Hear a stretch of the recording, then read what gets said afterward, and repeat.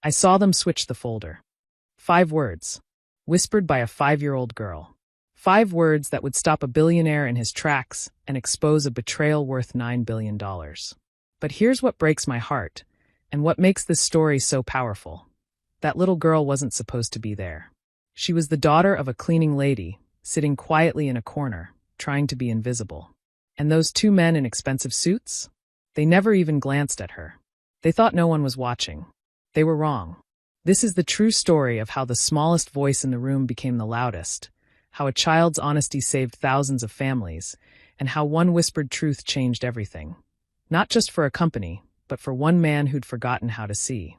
Stay with me, because what happens next will remind you why speaking up, even when you're scared, even when you're small, even when nobody thinks you matter, is the bravest thing anyone can do. This is Emma's story, and it starts in the most unlikely place. Welcome to Voice of Granny. While you are here, please hit the subscribe button and comment your view on the story and where you're watching from. Let me tell you a story that will restore your faith in the power of honesty. It's about a little girl named Emma, just 5 years old, who changed the life of one of the richest men in the world. And she did it with just one sentence. This happened in downtown Chicago, in one of those massive glass towers that touch the clouds. The building belonged to Richardson Global, a company worth billions. Inside, everything was perfect. Marble floors so shiny you could see your reflection, expensive paintings on every wall, and people in suits rushing around looking important. But Emma didn't belong there. Not really. She was the daughter of a cleaning lady, a woman named Grace who worked the night shift, scrubbing floors and emptying trash bins after everyone else went home. Grace was a single mother who worked 3 jobs just to keep food on the table and a roof over their heads. Life wasn't easy, but she never complained. She taught Emma something simple but powerful. Always tell the truth, no matter what. That particular afternoon, Emma's babysitter got sick. Grace had no choice but to bring her daughter to work. She begged her supervisor, promised that Emma would sit quietly in a corner and wouldn't cause any trouble. The supervisor reluctantly agreed, and Grace found a chair for Emma in a hallway on the 15th floor, far from where the important people worked. Emma sat there in her favorite red dress, her legs swinging because they couldn't reach the floor. She promised her mama she'd be good, that she'd be invisible. But being invisible is hard when you're 5 years old, and the whole world feels like an adventure. She watched people walk by in their fancy clothes, heard phones ringing in distant offices, and saw the sunlight dancing on the shiny floors. She imagined she was a princess in a castle made of glass. To pass the time, she counted the lights on the ceiling and tried to guess what important things happened behind all those closed doors. Then something happened that would change everything. 2 men came rushing down the hallway, their footsteps echoing loud in the quiet afternoon. They were dressed in expensive suits, but something about them made Emma feel uncomfortable. They kept looking over their shoulders like they were afraid someone might see them. One man was tall and nervous, constantly wiping sweat from his forehead. The other was shorter, holding a folder with a bright red stripe across it. Emma watched them, staying perfectly still. In her 5 years of life, she'd learned that adults didn't notice children when they wanted to hide. So she became a shadow, barely breathing, just watching. "Hurry up," the tall man whispered, his voice shaking. "He'll be back any minute." I know," the shorter one replied, opening the red folder with trembling hands. "This has to look perfect." Emma saw him pull out a stack of white papers and stuff them into his jacket pocket. Then he took out different papers, these ones were gray, and put them inside the folder instead. They worked fast, like they'd practiced this before. The shorter man closed the folder, and both of them took deep breaths. "Done," the tall one said. "He'll never know." They rushed past Emma without even glancing at her. To them, she didn't exist. She was just part of the furniture, invisible like her mama always was. But Emma's heart was pounding. She didn't understand exactly what she'd seen, but she knew it felt wrong.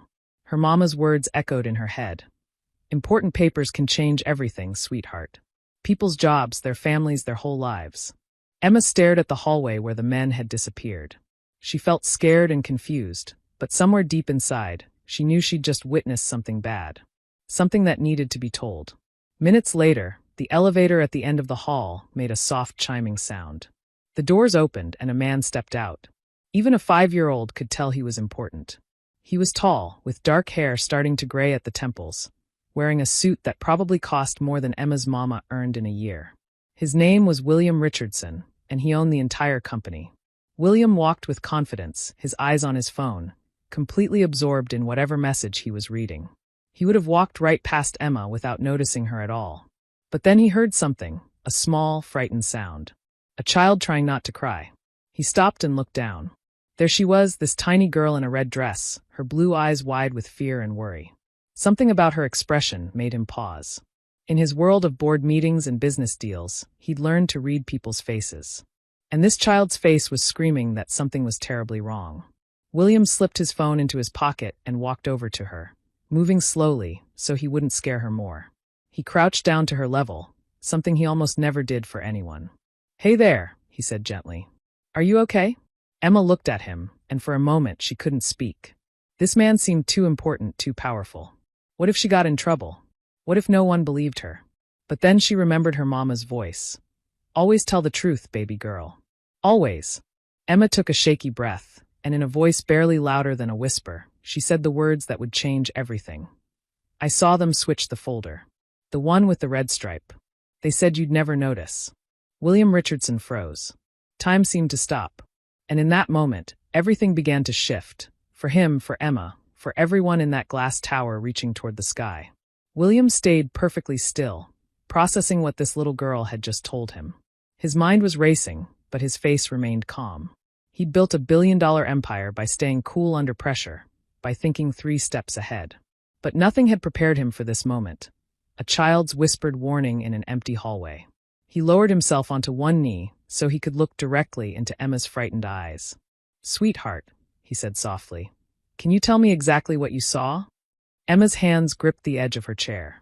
She was terrified, but something about this man's voice made her feel safer. "There were 2 men," she began, her voice shaking. "One was really tall and kept looking around like he was scared.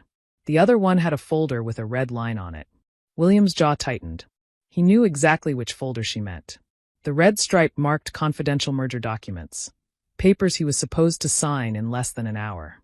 Papers that would finalize a deal worth $9 billion. "What did they do with the folder?" he asked, keeping his voice gentle even though his heart was pounding. "They opened it," Emma continued, her words coming faster now. "And they took out the white papers and put them in a pocket. Then they put different papers inside, gray ones.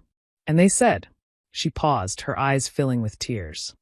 "They said you wouldn't find out." William felt ice run through his veins.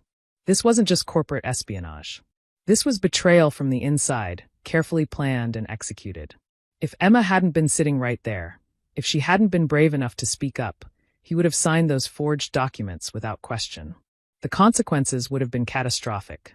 He reached out slowly and placed a hand on her shoulder. "You did the right thing telling me," he said firmly. "You're not in trouble. In fact, you just helped me more than you can possibly understand." Emma blinked at him, surprised. "Really? Really?" William said. He stood up and looked down the hallway, his mind already forming a plan.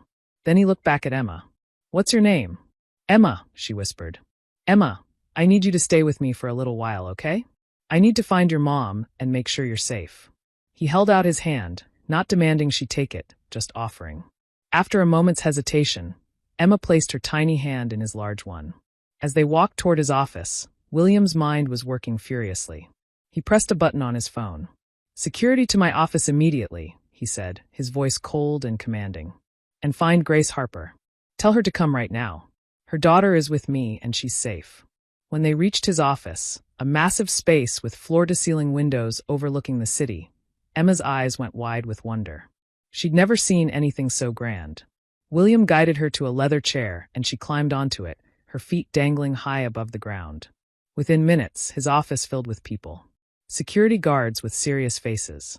His legal team with laptops and worried expressions. And then Grace burst through the door, her face pale with panic. "Emma!" she cried, rushing to her daughter. "Baby, are you okay? What happened?" Emma jumped down from the chair and ran into her mother's arms.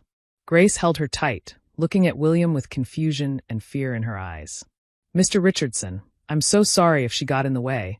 I told her to sit quietly, William held up a hand, stopping her. "Your daughter did nothing wrong. In fact, she may have just saved this entire company." Grace stared at him, not understanding. "She witnessed a crime," William explained. 2 employees tampering with confidential documents. Documents I was about to sign. He looked at Emma, still clinging to her mother. If she hadn't told me, the damage would have been irreversible. The security chief stepped forward. Sir, we've pulled the surveillance footage. We found them. William's eyes hardened. Show me. They played the video on a large screen. Emma watched from her mother's arms as the 2 men appeared on camera, doing exactly what she'd described. The tall, nervous one, and the shorter one with the folder, switching papers when they thought no one was watching. But someone had been watching. A little girl in a red dress who understood that wrong was wrong, even when adults thought no one would notice. Those are junior executives, the security chief said quietly. Trevor Banks and Daniel Pierce. They've been with the company for 3 years. Not anymore, William said, his voice like steel. Have them arrested. Call the police. This is corporate fraud, and I want them prosecuted to the full extent of the law. As security rushed out to apprehend the men, William turned back to Grace and Emma. Grace was trembling, overwhelmed by everything happening so fast. She'd spent years being invisible, just another worker nobody noticed. And now the owner of the company was looking at her like she mattered. Ms. Harper, William said, his voice softer now. I owe you and your daughter more than just thanks. Emma showed extraordinary courage today.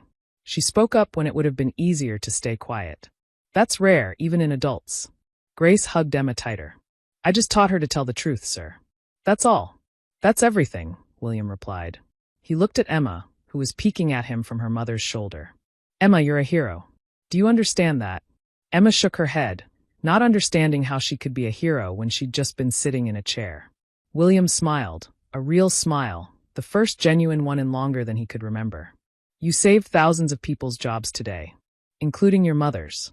You saved families and futures. All because you were honest and brave. For the first time, Emma smiled back. A small, shy smile that lit up her entire face. And in that moment, William Richardson felt something crack open inside his chest. Something that had been locked away for years behind meetings and money and power. He felt human again, connected to something real. The truth had come to light, brought there by the smallest, quietest voice in the building. And nothing would ever be the same again. That night, William Richardson couldn't sleep. He sat in his penthouse apartment, 40 stories above the city, staring out at the glittering lights below. Usually, this view made him feel powerful, like a king surveying his kingdom. But tonight, it just made him feel small. He kept thinking about Emma, about her frightened face and trembling voice, about how she'd been brave enough to speak up when 2 grown men with expensive suits and years of experience had been cowards, sneaking around and betraying everything they'd been trusted with. But more than that, he thought about how close he'd come to walking right past her. How many times had he walked through that building without seeing the people who kept it running? The cleaners, the security guards, the maintenance workers, they were invisible to him. Just part of the background. Grace Harper had worked in his building for 7 years. 7 years. And until today, he'd never known her name. That realization hit him like a punch to the gut. He'd built his entire empire on being observant, on noticing details others missed, on staying 3 steps ahead. But somehow he'd stopped seeing people. He'd stopped seeing anything except deals and dollars and the next big win. A 5-year-old girl had shown him what he'd become. And he didn't like it. The next morning, William arrived at work before sunrise. He called an emergency meeting with his entire executive team, 12 people who helped run different parts of his company. They gathered in the conference room, confused about why they'd been summoned so early. William stood at the head of the long table, his hands clasped behind his back. Yesterday, he began, this company almost collapsed. A $9 billion deal almost fell apart because 2 employees decided to commit fraud. The executives shifted uncomfortably, exchanging worried glances. But we didn't collapse, William continued. We were saved by someone nobody in this room has ever met. Someone who makes minimum wage cleaning our offices. Or rather, her 5-year-old daughter. He told them the story. Every detail. The switched papers, Emma's quiet observation, her courage to speak up. Some of the executives looked skeptical. How could a child understand corporate documents? But William had the security footage, the evidence, the confession from the 2 men who'd already been arrested. Here's what haunts me, William said, his voice dropping lower. That little girl noticed something wrong because she was paying attention. She was sitting in our hallway, a place she never should have been, watching the world around her with clear eyes. Meanwhile, we, he gestured around the table. Walk through this building every single day and see nothing. We don't see the people who keep these lights on, who keep these floors clean, who make sure we can do our jobs. The room was silent. That ends today, William declared. I want a full review of how we treat every single employee in this company. I want to know if people feel valued, if they feel safe speaking up, if they believe their voices matter. Because if a 5-year-old can save this company while we're too busy to notice, we're doing something fundamentally wrong. One executive raised a tentative hand. What do you want us to do about the Harper woman and her daughter? William had been waiting for this question. Grace Harper gets a new contract. Full-time position, better hours, triple her current salary. Her daughter gets enrolled in our educational scholarship program. Full coverage, from now through college if she wants it. I'll personally oversee it. Sir, another executive spoke up carefully. That's very generous, but is it wise to set that precedent? Other employees might. Other employees might what? William interrupted, his voice sharp. Might expect to be treated with dignity? Might expect loyalty in return for their loyalty? Good. They should. He looked around the table, meeting each person's eyes. I started this company 20 years ago with nothing. Somewhere along the way, I forgot what that felt like. I forgot that every person in this building is someone's parent, someone's child, someone's whole world. Emma reminded me of that, and I'm not going to forget again. The meeting ended in uncomfortable silence. Some executives left inspired. Others left worried about what this shift in priorities might mean. But William didn't care. For the first time in years, he knew he was doing something right. Later that morning, he called Grace and Emma back to his office. When they arrived, Grace looked nervous, probably expecting him to take back everything he'd promised. People in her position had learned not to trust good news. But William had prepared something special. Emma, he said, kneeling down to her level again. I want to show you something. He led her to the window, the massive glass wall that overlooked the entire city. The morning sun was breaking through the clouds, painting the buildings in shades of gold and pink. See all those buildings? William asked softly. There are people in every single one of them. Thousands and thousands of people. They're working, taking care of their families, trying to make their lives better. And yesterday, you helped me protect many of those people. Emma pressed her hands against the glass, looking out with wide eyes. How? The papers those men switched would have caused something called a merger to fail, William explained, choosing his words carefully. That's when two companies joined together. If it had failed the way they planned, a lot of people would have lost their jobs. But because you told the truth, we caught them in time. Everyone's safe now. Oh, Emma breathed, processing this. Then she looked up at him with sudden concern. Are you still sad? William blinked, surprised by her perception. Why do you think I'm sad? Because grown-ups who don't smile much are usually sad, Emma said simply. My mama says some people forget how to be happy. Out of the mouths of babes, William thought. This child saw right through him. You're right, he admitted. I had forgotten, but you're helping me remember. Grace watched this exchange with tears in her eyes. She'd never seen anyone powerful speak to her daughter like this.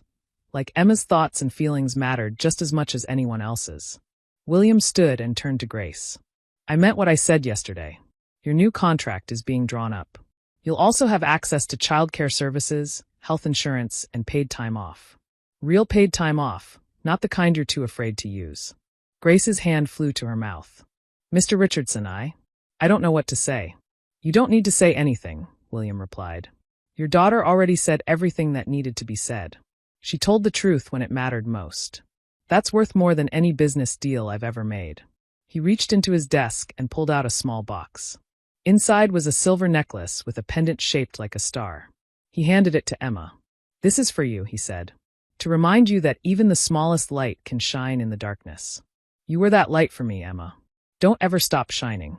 Emma held the necklace like it was made of diamonds, her eyes sparkling with joy. It's the most beautiful thing I've ever seen, she whispered. And in that moment, William Richardson, billionaire, CEO, master of industry, learned something profound. True wealth wasn't measured in money or power. It was measured in moments like this. In the smile of a child who'd been brave. In the tears of a mother who'd been seen. In the simple, revolutionary act of treating people like they mattered. He'd spent 20 years climbing to the top of the world. But it took falling to his knees in front of a 5-year-old girl to understand what the view from up there should really look like. Word spread through Richardson Global like wildfire. Whispers in break rooms, conversations by the coffee machines, shocked exchanges in elevators. Did you hear? The owner's daughter saved the company. No, not his daughter, a cleaner's kid. A 5-year-old. She saw something and spoke up. Everything's changing now. The story grew with each telling, becoming almost mythical. Some details got exaggerated, but the heart of it remained true. A little girl had done what grown men wouldn't do. She'd chosen honesty over silence.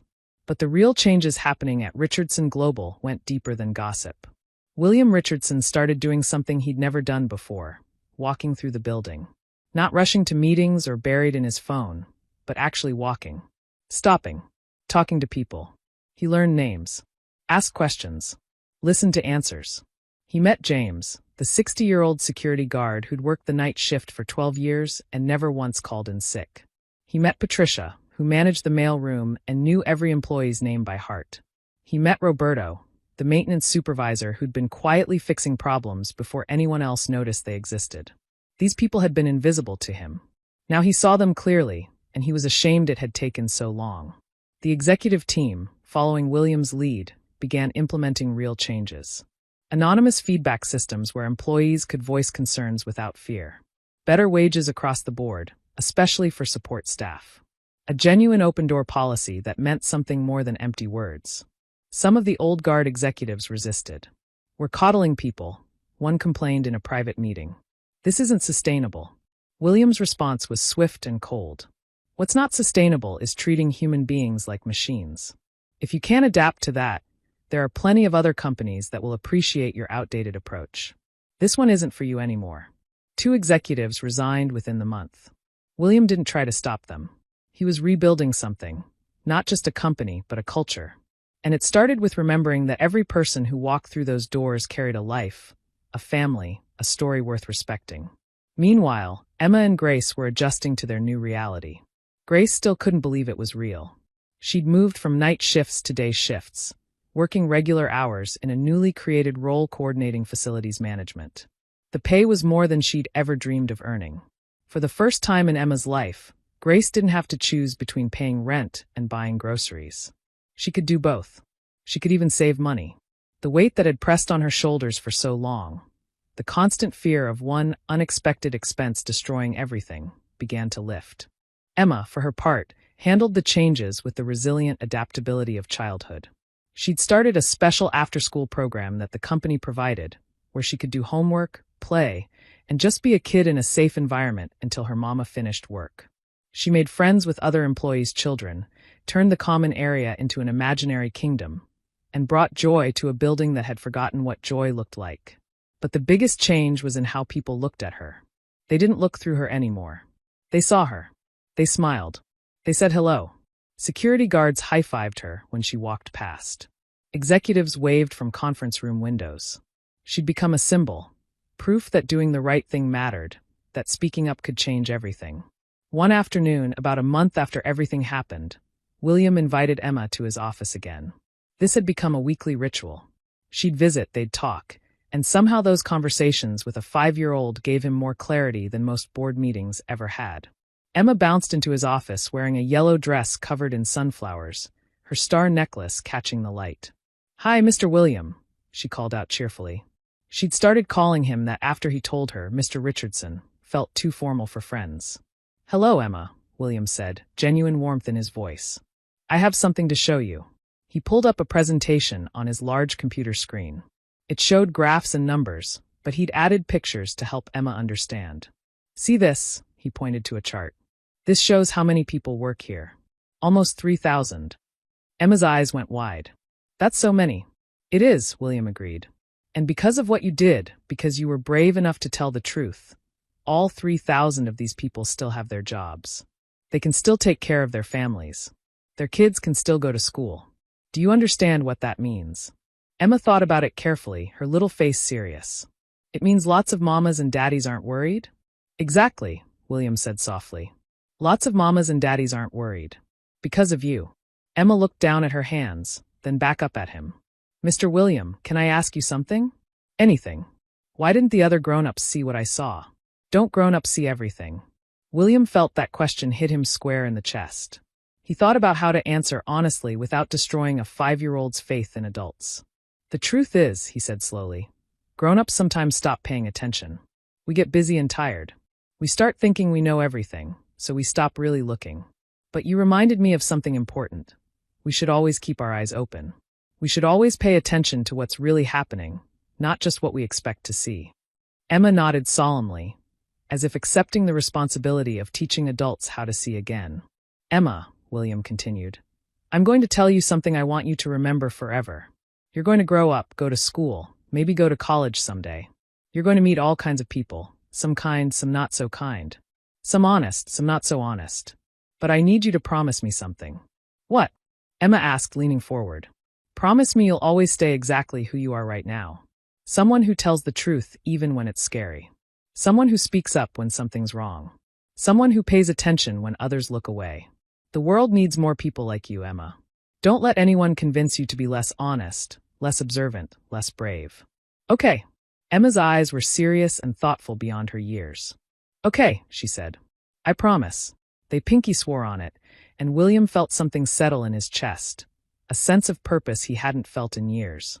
He'd made billions of dollars, closed countless deals, built an empire.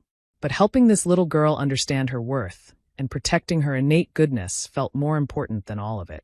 As Emma skipped out of his office that day, chattering to her mother about the charts and graphs, William stood at his window overlooking the city. The sun was setting, painting everything in shades of orange and gold. He thought about how one moment, one child, one whispered truth had changed absolutely everything. The ripples were still spreading outward, touching lives in ways he was only beginning to understand. And for the first time in his adult life, William Richardson felt something he'd almost forgotten existed. Hope. Not hope for profit margins or market share, but hope for something better. Something real. Something that mattered. All because a little girl in a red dress had refused to stay silent when silence would have been easier. 6 months passed. Chicago winter gave way to spring, and the city bloomed with new life. But the biggest transformation wasn't in the trees or the weather. It was in the glass tower that housed Richardson Global. The culture shift that had started with Emma's brave words had taken deep root. Employee satisfaction scores had skyrocketed. Productivity was up. But more importantly, something intangible had changed. The building felt different. Warmer. More human. People smiled at each other in elevators. They held doors. They remembered birthdays.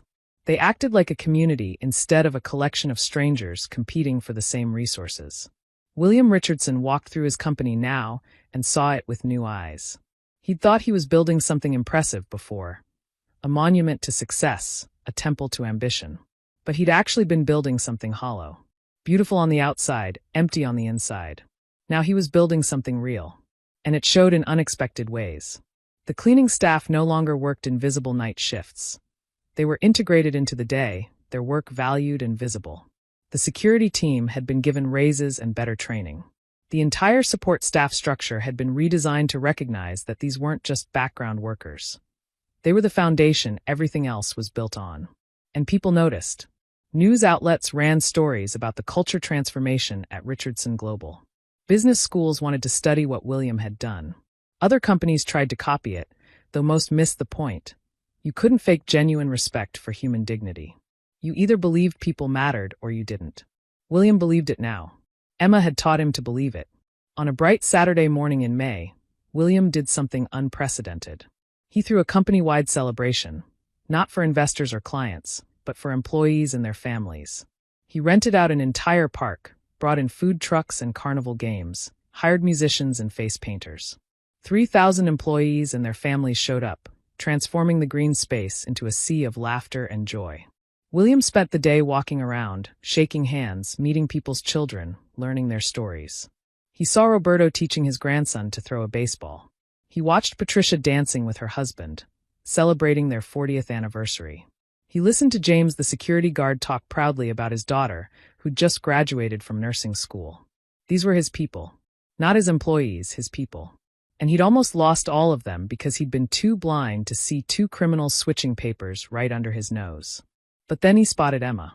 She was playing on the swings, her yellow dress flying behind her as she soared higher and higher, her laughter ringing out like music.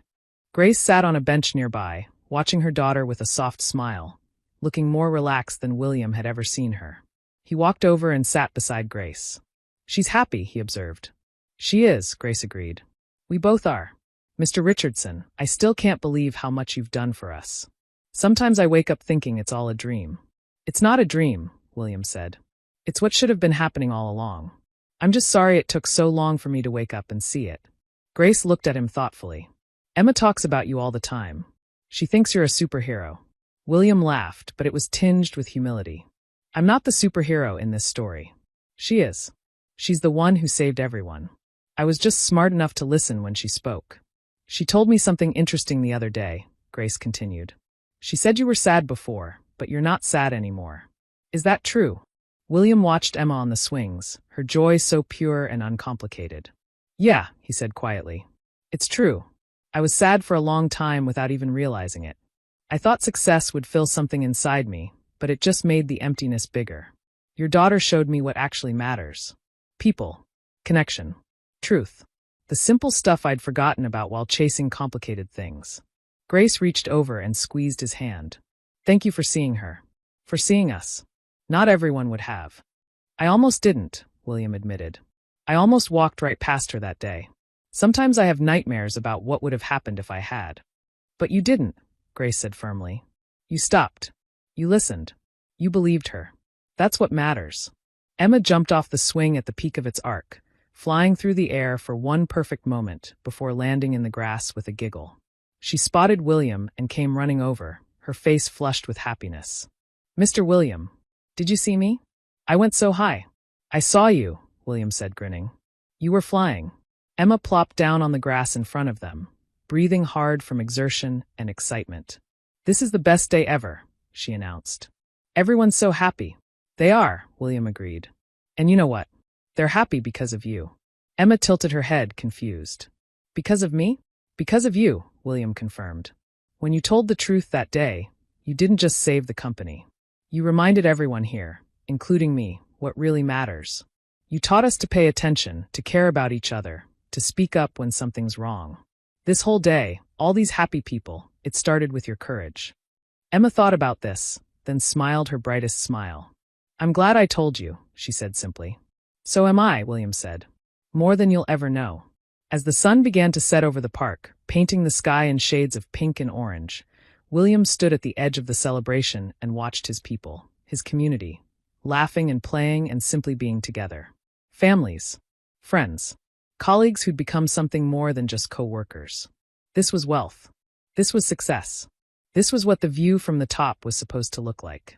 He thought about the version of himself from 6 months ago, the man who'd been so focused on deals and dollars that he'd forgotten to see the people making those deals possible. That man would have been horrified by this party, would have seen it as inefficient, unnecessary, a waste of resources. That man had been a fool. Emma appeared beside him, slipping her small hand into his large one. She didn't say anything, just stood there holding his hand and watching the sunset. "Emma," William said softly, "can I tell you something?" "Uh-huh. You changed my life. You saved more than just my company. You saved me." Emma looked up at him with those clear, honest blue eyes. "You're not sad anymore?" "No," William said, and realized it was completely true. "I'm not sad anymore." "Good," Emma said matter-of-factly. Then she hugged his leg, because that was as high as she could reach, and ran off to play again. William watched her go, this little girl in a yellow dress who'd had the courage to speak truth to power, who'd trusted him enough to tell him something frightening, who'd reminded him how to be human again. The business world would remember this story as the time a major corporate fraud was prevented by an unlikely witness. The headlines would focus on the dramatic arrests, the near-miss disaster, the millions of dollars saved. But William would remember it differently. He'd remember the moment he stopped being a billionaire first and became a human being again. He'd remember learning to see the people who'd been invisible. He'd remember understanding, finally, that real leadership wasn't about being the smartest or the richest or the most powerful. Real leadership was about listening to a 5-year-old girl when she whispered that something was wrong and believing her enough to act. As night fell over the park and families began heading home, William felt something he hadn't felt in decades: contentment. Not the temporary high of closing a deal or the fleeting satisfaction of beating a competitor, but deep, lasting contentment that came from knowing he was finally living right, seeing clearly, and building something that actually mattered. All because one little girl refused to stay silent. All because she chose courage over comfort. All because she believed the truth was worth speaking, even when she was scared. Emma had saved everyone that day. But in saving everyone, she'd also saved one lost billionaire who'd forgotten how to see. And that made all the difference. Sometimes the smallest voice carries the biggest.